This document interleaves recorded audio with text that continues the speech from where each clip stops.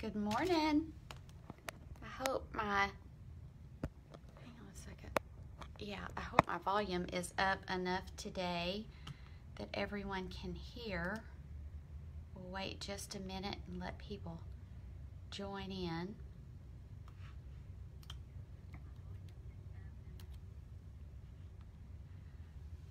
Oh.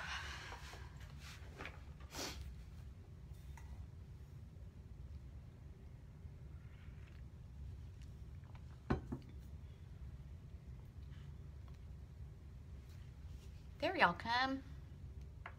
I don't know who you are, but I can tell that you're coming. Technology amazes me. Good morning, Barbara. How are you? There's Val, the raspy-voiced girl who was feeling under the weather over the weekend. Hope you're feeling better, friend. Good morning, Cheryl. How are you? There's Lisa. Lisa had an exciting weekend. Oh, it's cold here. We woke up this morning to low 30s. Didn't get below freezing, but I did remember to bring my plants in last night.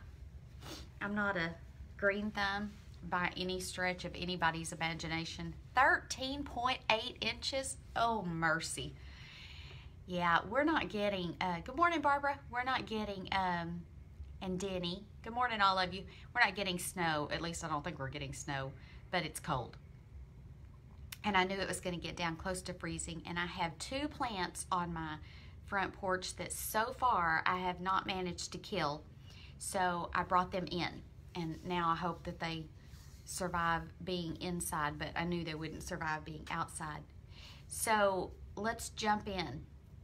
If you happen to notice, the title I put for this week's video is What Thanksgiving Taught Me About Christmas. And I hope by the time we finish today, this is a conversation between you and me and not just me talking, because I want to know what you learned over Thanksgiving too. So many of us went into the holiday with some apprehension. I think a lot of us went into it with a plan. And so what I want to talk about today is those things. I mentioned a couple of weeks ago that I was going to talk to you about being perfectly imperfect, and it just seemed appropriate to discuss that following on the heels of a big holiday that for most of us, at least it was a holiday here in the U.S., for most of us, this holiday is all about the food. It should be all about the people and the blessings that we're counting, but for my family anyway, or I'll say for me, Thanksgiving is the one holiday that just is all about the food. I can avoid those heavy meals every other holiday, but Thanksgiving, and then Christmas runs a close second. But we talked about perfectly imperfect, and I want to do what I usually do, and I want to share with you. Oh wait, Francis feels so much better when I stick to plan. Went off slightly, body didn't like it much, back on. Stay tuned.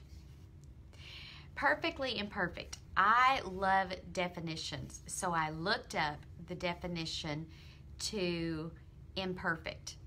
Here's what I found. The first one was incomplete. Okay, we consider ourselves imperfect, flawed, failures, all of the negative words that pop in our minds when we think about ourselves being imperfect. I want you to change that. I want you to consider, if you're imperfect, you're incomplete. It just means that you haven't completed your journey. It means that you possibly haven't perfected your journey yet, but rather than flawed, I want you to consider yourself as incomplete, a work in progress, I like this one. Past action in progress. That sounds so much better than what we consider imperfect when it relates to our body and our journey. I'm a work in progress. I'm incomplete. I don't know that my journey will ever be complete. I think for me, and I think for most of you, this will be a continuing journey as long as we're breathing. I will forever be looking at what goes into my mouth, what goes on my plate, what do I need to do to make myself more healthy? What do I need to change about the way I'm eating or the way I'm approaching a holiday or a big event? So I'm okay with being incomplete if that's what imperfect means. How about you? Are you incomplete? Are you a work in progress? Are you on the journey with me and realizing that it's not a destination that we may ever really arrive at? The goal for every Weight Watcher is that lifetime achievement. Okay, think about that. Lifetime achievement. Okay, as long as we're alive, we're still achieving. Achieving, that's a verb. That means action. That means it's happening. It's a work in progress. So even when the day comes that you step on the scale and it shows that you have reached your goal weight, you're still imperfect because you're still a work in progress. Now you just tweak your journey. Now instead of trying to lose weight, you're trying to maintain that weight, but you're still working the plan. You're not ever really going to get there because we're continuing to move. We're continuing to morph. There will be changes along the way. Weight Watchers will give us changes. They've changed the plan many, many, many times, and they'll change it again, and that's okay. All it means is that we need to learn from our Thanksgivings past and use what we learned to prepare us for our Christmases future. Or we learned from Valentine's Day or our anniversary or our birthday. We learned from the past to prepare for the future because it's a work in progress. We're continually moving. Hopefully, we're moving forward and not backward. Okay, so let's talk about it. One thing I learned about Thanksgiving, and this is true for you too, if you'll listen to me, it's over. It's done. It's in the books. It's past. I can't reopen it. I can't redo it. I can't change the decisions I made. I can't uneat the food I ate. I can't eat the food I passed on. It's over. So stop thinking about it. Stop dwelling on it. Stop beating yourself up over it. Stop whining about it. Even stop celebrating it. It's over. What's done is done. So now we move forward. So that's one thing I've learned about Thanksgiving that will help me prepare for Christmas. The decisions I make with that fork in my hand I won't be able to revisit them unless it's to learn from them. But carrying the guilt and the regret forward doesn't do me any good. I have to learn from those decisions, but I can't undo them. So put that day to bed and let's move forward.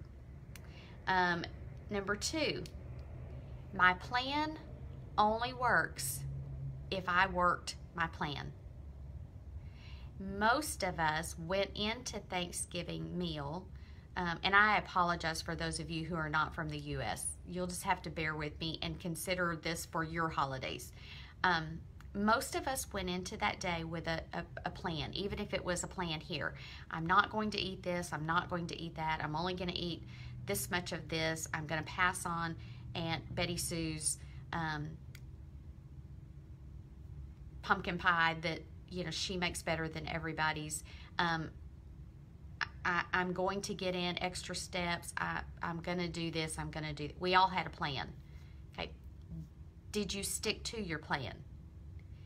Because the plan is not any good if we don't follow through on the plan. So what I learned is I'm going to have a plan going into Christmas weekend, but it needs to be a plan that I can stick with.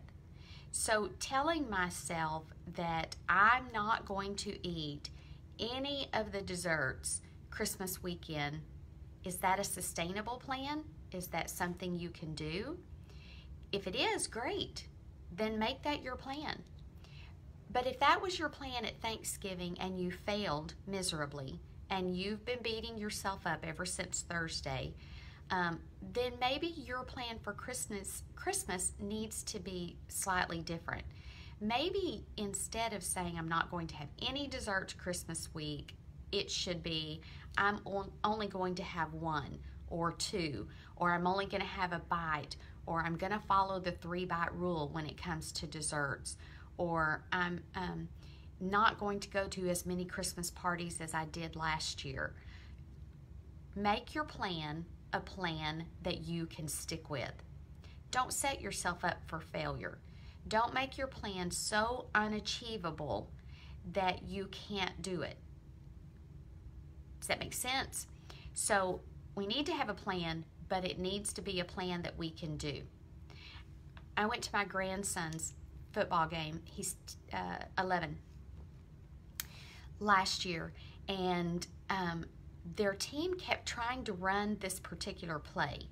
The coach kept calling this play, and it every time it failed. It was a big old flop. Just didn't even take off.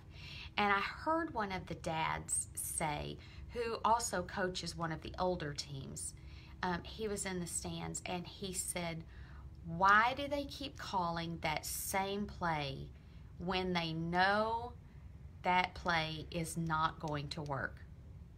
They're not ready for that play. They need to be running plays that they're ready for.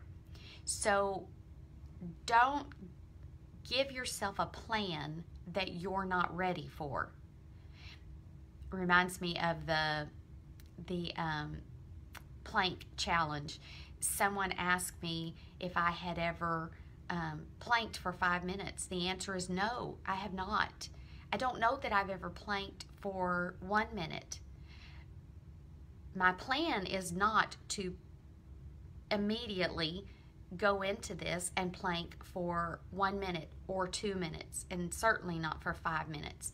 My plan is to start small and keep adding to it until I work my way up to 5 minutes. Will I reach it? I hope so. That's my plan. But I've broken my plan into little bitty steps. So my plan yesterday was to plank for 30 seconds, not for 5 minutes. If I had said I was going to do 5 minutes yesterday, I would have failed miserably. But I planned to plank for 30 seconds, and I did it. So today my plan is still not to plank for 5 minutes. Today my plan is to plank for 35 seconds, and I plan to do it. If you go into a holiday saying, I'm going to be strictly on plan and I'm not giving myself any wiggle room to have any extra, you may be setting yourself up for failure. So how about having a plan that you can work your way up to a big goal? A big goal might be to lose weight over the holidays. Okay, that's a big plan. That's a tough one, but it's doable. But it means that you need to gradually work your way towards the big plan. That means saying no more often than not. That means making better decisions more often than not. That means moving more often than not. And eventually, that big play that you weren't able to run before, now you are, because you've taken the little steps and exercised little movements that all put together will help you run the big play. So have a plan, but only a plan that will work. And then don't have any regrets. Regrets are useless. Regrets don't help us. They don't undo the damage that we did, and they really don't help us plan for the future. Regrets are a negative emotion that by history, for me anyway, when I have regrets about something, it doesn't make me feel good. It doesn't motivate me to do better. It makes me focus on my weaknesses and my faults and my failures. And all that really does is beat me down. So regrets, if you can learn from them, okay. But if it's going to zap you of your strength and your courage and your motivation, then don't go to that side. Don't put regrets on the table. Like I said, it's done. Move on. Okay? Regrets don't get us any closer to our goal. Number 4, this is what I learned. And this is a big one. I hope you'll write this one down. Less is enough. I ate less cornbread dressing, and it was enough. I put less sugar in my pecan crumble for the top of the sweet potatoes, and I'll tell you all about that in a minute if you help me remember, and it was enough. I took 3 bites of dessert, and it was enough. I didn't eat nearly as much as I used to eat on Thanksgiving Day, and it was enough. So knowing my plan going in, I think I told y'all I was going to eat half a cup of dressing, and I literally used a measuring cup and measured it out. Used to, I would have eaten twice that much at Thanksgiving, and then later that evening during halftime, I would have gone and gotten another helping of it, but I didn't. I had half a cup, and it was enough. I made my sweet potatoes this year using the Sucrin Gold brown sugar substitute instead of regular brown sugar. I made my crumble with pecans and butter and Sucrin Gold brown sugar and a little bit of flour, about a tablespoon, and made a crumble and put that on top. And so I reduced the calories significantly, and it was enough. Nobody in my family knew that they were eating anything different than the normal. They ate it all. They cleaned their plates. Less is enough if we let it be enough. Could I have gone back and eaten more? Sure, I could have. Did I want to eat more of the desserts and things? You know, maybe. But here's what I figured out. I wasn't miserable. I was content. I ate just enough to satisfy my stomach and to satisfy my emotions, and then I moved away from the table. We didn't sit at the table and continue the conversation. We moved into the other room, and I wasn't moaning. I didn't have heartburn. I didn't have all of those negative things because less was enough. Here's what I hope you'll do between now and Christmas. Christmas is 1 month from yesterday. So when we have this conversation in a month, I hope you'll be able to say that you learned from Thanksgiving that you were capable of doing so much more than you had expected of yourself. But learn from holiday to holiday. I read a quote one time and I thought it was so good that said, it's not what we eat between Thanksgiving and Christmas, it's what we eat between Christmas and Thanksgiving. That's pretty big when you think about it. If you count, here, I'm going to figure out something for you. If you assume that you have 3 meals a day, I'm not going to count snacks. 3 meals a day times 365 days a year is 1,095 meals. Okay, if you deduct, let's deduct, we've got Thanksgiving, Christmas, New Year's, Easter, your birthday, your anniversary, we'll count Valentine's Day, we'll count the 4th of July, and we'll count Labor Day. And then just for good measure, I'm going to throw in one extra. That's 10 special holidays. That still leaves you with 1,085 meals to be on plan, to be in control. 1,085 meals. So why would you allow 1 or 2 or 10 heavier, maybe off-plan meals to determine your results?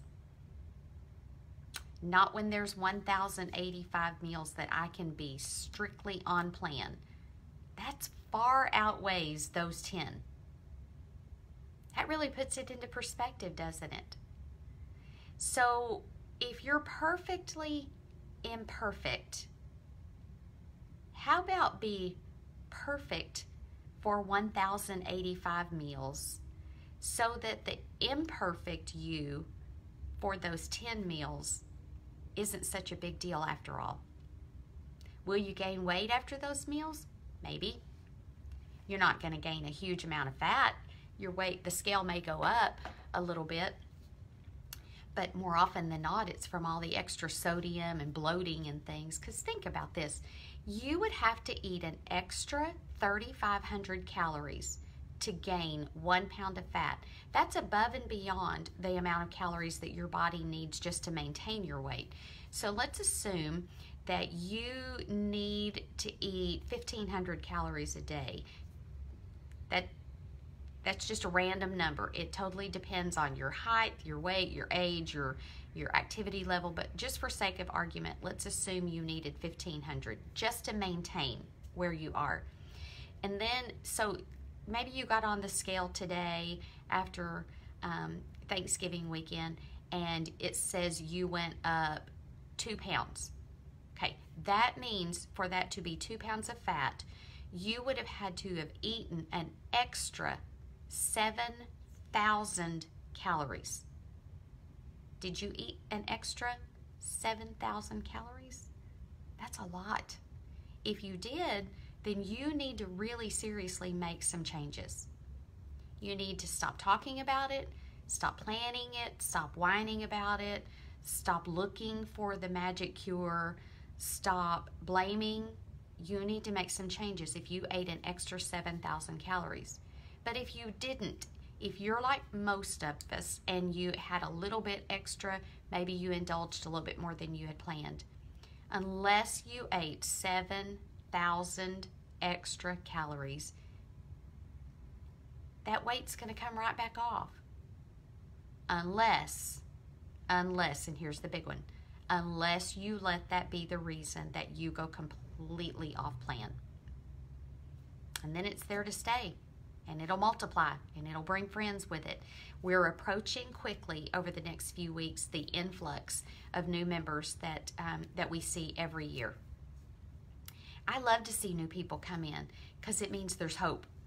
But most of those people will come in and tell you this is not their first time.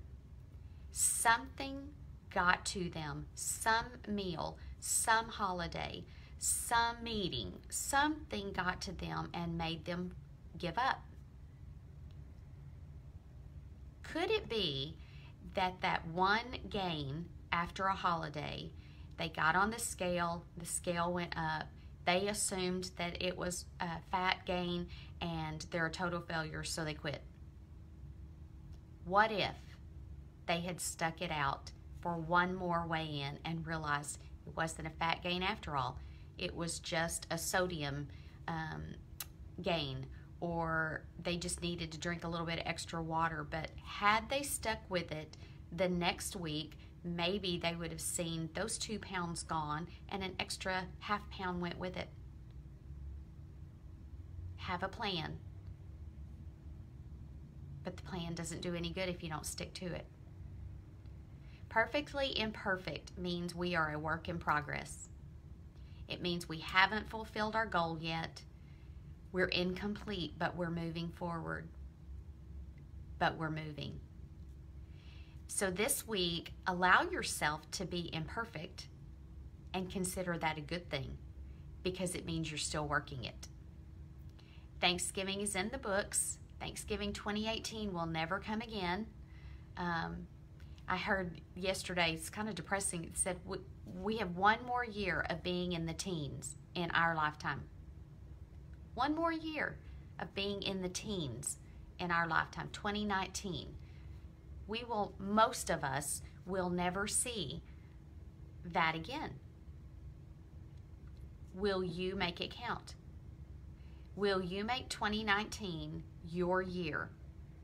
The year that you give up all excuses, the year that you stop looking for reasons to not take care of yourself, the year that you stop making excuses for not being more active. Will you make 2019 count? Only you know the answer to that. I've worked for the last couple of months private coaching with several of you, and I've loved watching several of you get it. The light bulb clicked, and now the weight's coming off, and I love celebrating with you. But you're the one doing the work. I can give you some, little nudging and maybe a sounding board. Your Weight Watchers leader can do that, and they want to do that for you. But only you can decide to drive that vehicle forward. Stop getting off, stop exiting, stop turning around and going back. Just keep moving forward, one day at a time, one meal at a time, one step at a time. Make 2019 count. This time next year, I would so love to see 90% of this group at Lifetime. How cool would that be? And it's possible. We can do it. You can do it. I totally believe in you. There's no reason you can't do it. You're not so special that it won't work for you. I promise. You're not that special. You can do it if you'll put the work in. So let's focus between now and Christmas. We have 4 weeks. If you're doing the 40-day challenge with me, great. Keep it up. I'm marking mine off. I even created a little chart, and I don't have it here in front of me. I printed off, I'm checking off the 40 days as they happen. So it's a visual. Do that if that's what it takes. Give yourself a visual. I'm marking off my planking at the end of every day. I posted that chart. But let's make these days count. Let's don't just coast between now and Christmas and New Year's. Let's keep moving forward, keep making progress. Do whatever you need to do to get you closer to your goal. And if you need help, reach out. There's help to be had. What is the 40-day challenge? I challenged you. It started the day after Thanksgiving. From the day after Thanksgiving until January 2nd is 40 days. So I challenged you, in those 40 days, think of something that you can do that's outside of your comfort zone that will get you closer to being healthy. Here's mine. I started doing the plank challenge. I posted the chart. I'm going to increase my time every day. You do not have to do the plank challenge. If you have health issues or you're just not comfortable doing it, I'm not asking you to do it. I'm asking you to think of what you can do that will push yourself for 40 days to get closer, whether that's to limit the number of fruit that you're eating, maybe to cut out sugar, maybe to eliminate some processed food from your diet. You decide for yourself what your goal is for those 40 days. But for 40 days, we're sticking with it. We're buckling down, and we're going to see some changes, whether it's a stronger core or a smaller backside or a smaller tummy, or just feeling like for 40 days I was in control and the food wasn't controlling me. Whatever you need to do. But everyone has to decide that for themselves, okay? All right, I kept you long enough this morning. I didn't intend to ramble that long, but I so want to see you make 2019 count. You've got just another month to finish out 2018. And many of us started 2018 saying this was going to be our year. And for many of us, it was and still will be. But it's never too early to start planning what next year is going to bring as far as your health. So, as always, I'll try my best today to go back through your comments and answer any questions I can. If you tag me in your comment, it helps, because I get off here and I immediately start on my work day. And so I'll try to go back and answer if I can. Be kind to each other. Be kind to yourself. Make decisions that get you closer. You deserve it, and you're worth it, and you're capable of doing it. I think that's it. Have a wonderful day, and I will see you on the board. Bye.